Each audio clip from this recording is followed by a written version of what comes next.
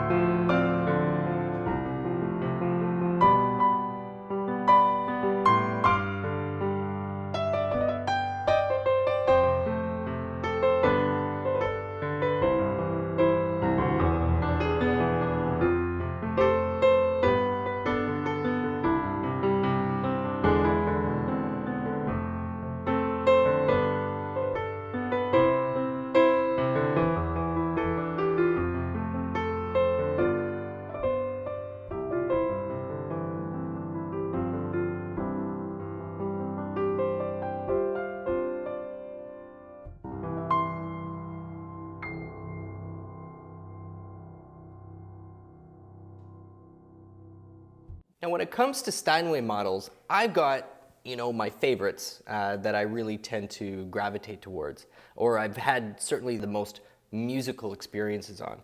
And they're going to be different than some of the other favorites that you might hear. Like, for example, if I can connect with a really great New York M or D, those tend to be the two pianos that I've personally had the most musical, dynamic, connective kind of experiences on.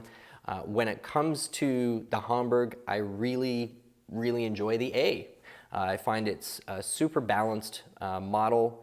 Sometimes on the New York, I tend to find a little bit of weakness in kind of the upper mid-range, and you'll sometimes hear pianists talking about having to compensate for sort of a bit of a drop in the dynamic potential sort of in that range. This is a fine example because it doesn't really look like it got any level of heavy use or even moderate light use over the course of its ownerships. The hammers looked like they had just come out of a showroom when we got our hands on this. So we've got a nice even response right from the bottom to the top.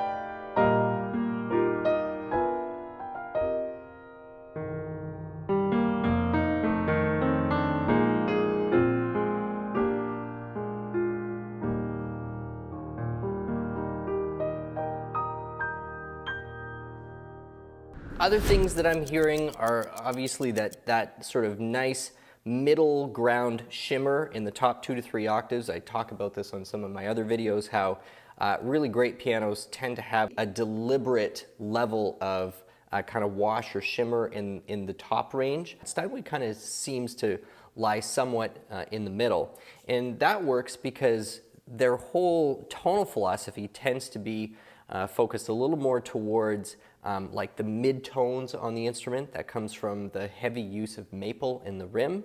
But it's also a piano that tends to blend the sound quite a bit together. So you kind of receive more of a wash effect over the entire range of the instrument, rather than feeling like you're hearing notes coming from really specific places, and those notes kind of retaining a lot of that detail right to the end. So it's exciting to me to play an instrument like this and then contrast it to, another of the world's, top 6 foots like the Bechstein A192, for example, which has a very different sonic experience, much more direct, detailed, almost like little kind of laser beams coming at you like you're standing in front of an orchestra and you're hearing every instrument. Whereas this is more like you're hearing the recording of an orchestra played back through, 2 loudspeakers. Another difference that I find sometimes between New York's and Hamburg's is how precisely they manage the duplexing.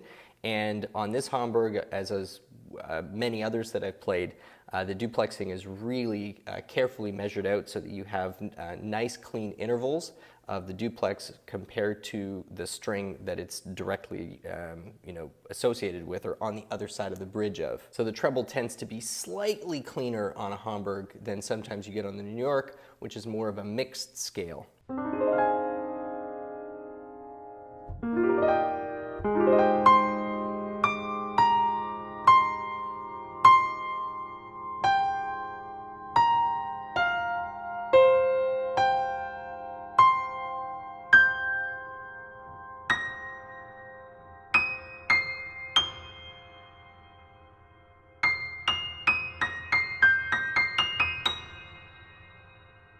The other nice thing about those Model A's is just like on the A192, and I believe these are the only 2 instruments in the industry that does this, they both have that treble bell. And so what the treble bell does is it really kind of allows there to be some extra sideways pressure on the soundboard at just the right place to create and maintain a little extra curvature, a little extra crown in the soundboard through that treble, so you really get some lively activation through there. And that's definitely one of the sweet spots on this instrument. I would say is kind of the mid to lower mid range on the instrument, and also the top 2 octaves are really very lovely.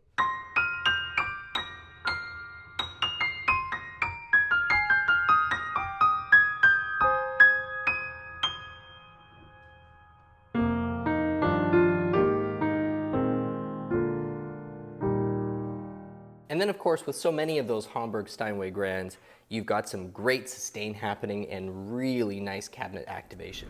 Anyway, I hope you've enjoyed this quick look at this John Lennon Steinway Model A Hamburg, number 14 of 25.